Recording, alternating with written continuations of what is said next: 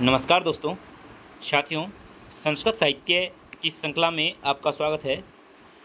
साथियों, आज की वीडियो में हम पढ़ने का प्रयास करेंगे कि खंड काव्य, महाकाव्य और गीति काव्य में क्या अंतर होता है और इनकी क्या क्या विशेषताएं हैं, उस संबंध में हम देखेंगे। वीडियो पूरा देखिएगा। वीडियो पसंद आए तो अधिक से अधिक लोगों तक शेयर कीजिएगा, लाइक कीजिएगा और चैनल को अभी तक सब्सक्राइब नहीं किया है तो ज़रूर सब्सक्राइब कर लीजिएगा। चलिए साथियों, करते हैं वीडियो प्रारंभ। देखिए साथियों, खंड काव्य या गीति काव्य मेन टॉपिक अपना यही है, लेकिन पहले हमको देखना होगा कि महाकाव्य क्या होता है। तो देखिए, महाकाव्य की विशेषता है कि 8 या 8 से अधिक सर्ग होते हैं, वो महाकाव्य है। तो महाकाव्य में सबसे पहली बात तो यह है कि कम से कम 8 सर्ग का होना अनिवार्य है।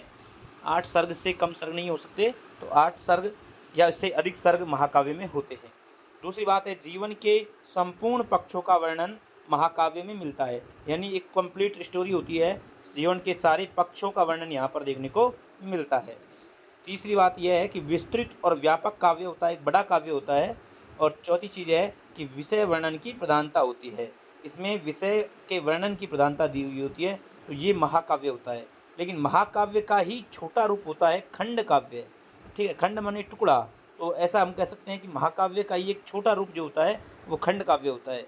अब देखिए, इसके बारे में बात करें तो विश्वनाथ ने साहित्य दर्पण में लिखा है कि खंड काव्य भवेत काव्यस्य एक देश अनुसारी च, यानी कि जो काव्य के एक देश अनुसार के अनुसार हो वो खंड काव्य होता है, अर्थात जीवन के एक पक्ष का वर्णन जहाँ पर हो वो खंड काव्य होता है। ठीक है, जबकि महाकाव्य में हमने देखा था कि संपूर्ण पक्षों का वर्णन होता है, जबकि खंड काव्य में जीवन के एक पक्ष का वर्णन होता है।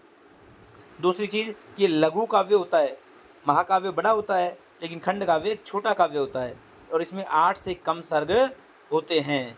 और अगली बात यह है कि ये विषय प्रधान या वस्तु वर्णन परक होता है, तो इस चीज़ का भी अपन को ध्यान रखना है। अगली चीज़ देखिए, गीति काव्य क्या होता है। वैसे तो गीति काव्य और खंड काव्य एक ही चीज़ होते हैं, लेकिन थोड़ी सी इनमें जो है अंतर आप देख सकते हो। बहुत सारे जो ग्रंथ हैं उनको हम गीति काव्य के अंतर्गत भी रखते हैं और खंड काव्य के अंतर्गत भी रख सकते हैं। देखिए, गीति काव्य क्या है। देखिए, गीति से आप समझ रहे हो कि गेय है, गेय योग्य है, गाने योग्य है, तो वो गीति काव्य है।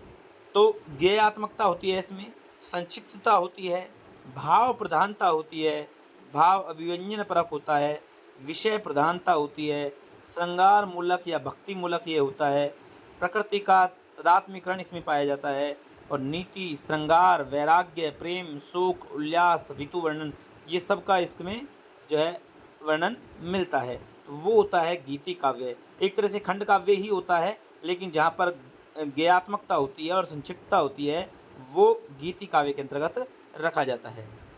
आगे देखिए, गीति काव्य के 2 वेद हैं, तो गीति काव्य के भी 2 वेद हैं। कौन कौन से? एक तो प्रबंध काव्य, दूसरा मुक्तक काव्य। प्रबंध काव्य में आ जाते हैं ऋतु संहार और मेघदूत। ऋतु संहार और मेघदूत ये प्रबंध काव्य है, यानी कि ये गेय रूप में तो हैं लेकिन ये प्रबंध में है, एक मैनेजमेंट तरीके से, एक सिस्टमेटिक ढंग से चलते हैं, फिर कहानी टाइप में पूरा चलते हैं। लेकिन मुक्तक काव्य दूसरा जो रूप है इसका, वो क्या होता है कि जो पहले और बाद में श्लोकों के अर्थ बिना भी एक श्लोक रसास्वादन करवा देता है, तो उसे क्या कहते हैं? मुक्तक काव्य कहते हैं।